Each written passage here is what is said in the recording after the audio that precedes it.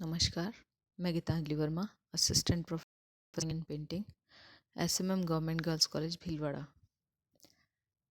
आज के इस वीडियो में हम बीए पार्ट थर्ड के थ्योरी पेपर में जाक दावी का अध्ययन करेंगे, जो कि नवशास्त्रीयतावादी कलाकार थे और उनके आरंभिक चित्र रोकोको शैली में बने थे। वे बचपन से ही कला के प्रति रुचि रखते थे और रोकोको शैली के मुख्य चित्रकार बोशे के शिष्य थे। इसी वजह से उनके प्रारंभिक चित्रों में रोकोको शैली का पूर्णतया प्रभाव है। उनका प्रसिद्ध चित्र मिनर्वा की विजय रोकोको शैली के सभी गुणों से युक्त था।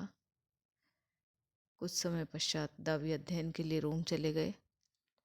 यहाँ उस समय ग्रीक मूर्तियों की प्रतिकृतियाँ बनाने का प्रचलन था और काफ़ी मात्रा में इस तरह की मूर्तियाँ बनाई जा रही थी। इसका प्रभाव उन पर भी पड़ना आरंभ हो गया था।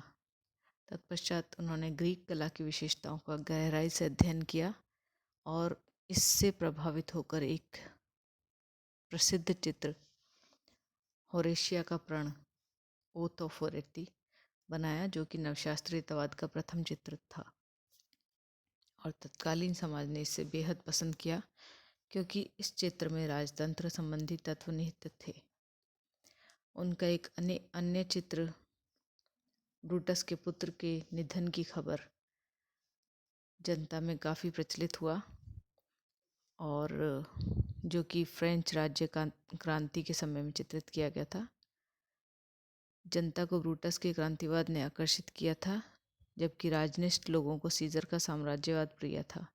दावी के चित्र का जनता पर बेहद प्रभाव पड़ा और वोल्टेयर के नाटक ब्रूटस का रंगमंच पर अभिनय करते समय प्रमुख नट दावी के चित्र में निर्दिष्ट मुद्राओं का अनुकरण करते थे, जिससे वे बेहद विख्यात हो गए। 1792 में फ्रांस में नेशनल असेंबली के लिए उन्हें चुन लिया गया और कालांतर में वे क्रांतिकारियों के नेता भी बन गए। लेकिन इस बीच फ्रांस की राजनीति में उथल पुथल के फलस्वरूप रोकोको शैली का अंत हो गया और नेपोलियन बोनापार्ट का शासन हो गया। नेपोलियन ने उन्हें राज्य चित्रकार घोषित किया। जाक दावी कहते हैं, my friend Bonaparte is my hero. लेकिन वे अपने हीरो का पोर्ट्रेट कभी पूरा नहीं कर सके क्योंकि बोनापार्ट अधिक समय तक एक स्थान पर बैठना पसंद नहीं करते थे। दावी ने उन्हें आर्मी के साथ पेंट किया है तथा एक अन्य चित्र में बोनापार्ट क्रॉसिंग द एल्प्स भी पेंट किया है, जिसमें घोड़े पर सवार नेपोलियन को बहुत सुंदर तरीके से अंकित किया है।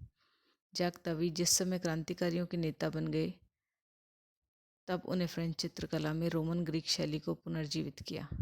नेपोलियन की अंतिम पराजय होते ही वे फ्रांस छोड़कर बेल्जियम चले गए, लेकिन उनके पश्चात उनके शिष्य ग्रो ने इस कला को जीवित रखने का प्रयास किया, परंतु वह सफल नहीं हो सका क्योंकि राज्य क्रांति के कारण कला जगत में परिवर्तन हो रहे थे और नवशास्त्रीयतावाद के विरुद्ध सबसे पहले जेरिको ने झंडा उठाया और उन्होंने तत्कालीन एक जहाज़ दुर्घटना से प्रभावित होकर राफ्ट ऑफ मेडूसा का बेड़ा नामक चित्र बनाया, जिसमें कुछ ऐसी विशेषताएं हैं जिनके कारण नवशास्त्रीयवाद से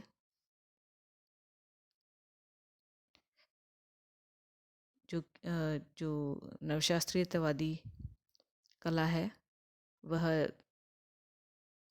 धीरे धीरे लुप्त होने लगी और इसी के साथ अन्य कलाकार रोमांसवाद की ओर अग्रसर होने लगे और नवशास्त्रवाद का अंत हो गया। जाक दावी के प्रमुख चित्रों में combat of Mars and Minerva की विजय,